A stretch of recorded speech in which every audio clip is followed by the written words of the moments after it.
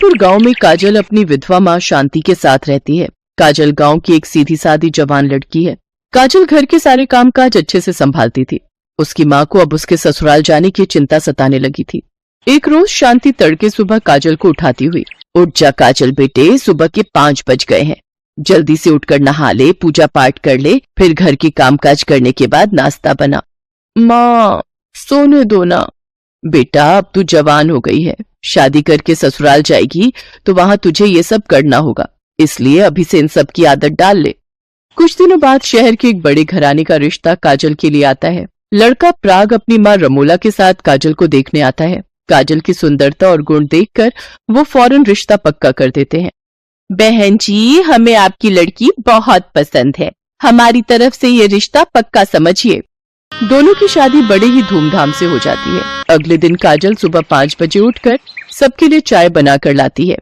सासू माँ तो सो रही है, जगाऊं या नहीं? जगा ही देती हूँ, कहीं चाय ठंडी हो गई तो। सासू माँ चाय पी लीजिए सासू माँ। ओफो बहू, अभी तो 5 ही बजे हैं, हम 8 बजे उठते हैं, तू भी जाकर अभी सो जा और हमें भी सोने दे। सचमुच कितना फर्क है गांव और शहर की जिंदगी में। काजल भी जाकर अपने कमरे में सो जाती है। फिर सुबह 8 बजे, काजल जल्दी से ब्रेकफास्ट ले आओ, मुझे बहुत भूख लगी है। काजल किचन में गई और सबके लिए छोले भटूरे बनाकर ले आई। ये क्या है काजल, इतना हैवी नाश्ता? हम सब इतना हैवी ब्रेकफास्ट नहीं करते।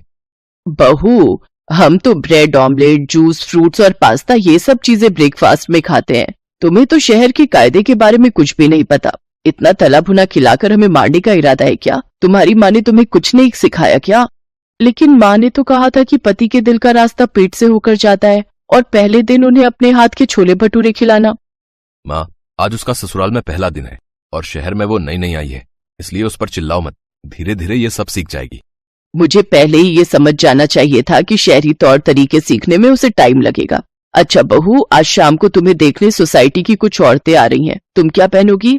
सासू माँ मेरे पास साड़ी रखी है, उन्हीं में से कुछ पहन लूंगी। सत्यानाश, ये लड़की तो मेरी नाक कटवा कर रहेगी। यहाँ तो सब कुछ उल्टा ही हो रहा है, पता नहीं माँ ने मुझे क्या सिखाया है।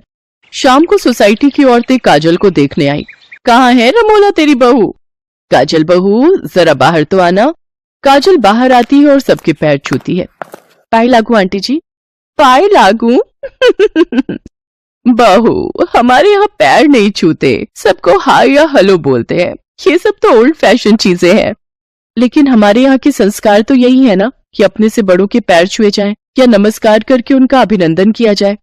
उसकी बातें सुनकर सभी चुप हो गईं। बिल्कुल सही कहा काजल तुमने, मॉडर्न सोसाइटी के चक्कर में हम सब अपने संस्कार ही भूलते जा रहे हैं। और हाँ, आज से हम सभी बड़ों के पैर छुएंगे और छोटों को नमस्ते कहेंगे। आखिर यही तो हम भारतीय लोगों के संस्कार हैं। बिल्कुल सही कहा, आज इस लड़की ने अपने संस्कारों से हम सबका दिल जीत लिया। हाँ काजल बहू, तुम्हारे संस्कार और सूरत दोनों बहुत अच्छे हैं। अब हम सब चलते हैं। ऐसे कैसे आंटी जी, आप मेरे होते हुए भूखे पेट कैसे जा सकती हैं? मैंने आप सबके लिए छोले भटूरे बनाए हैं, उन्हें खाकर जाइए। इसके बाद सभी छोले भटूरे खाती हैं तो उसका स्वाद चख कर खुश हो जाती हैं। ओह, इतने टेस्टी छोले भटूरे हमने आज तक नहीं खाए।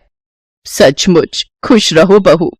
बहू, तुम्हारे हाथों में तो सचमुच जादू है, जादू। इतने यम्मी छोले भटूरे मैंने अपनी पूरी जिंदगी में नहीं खाए।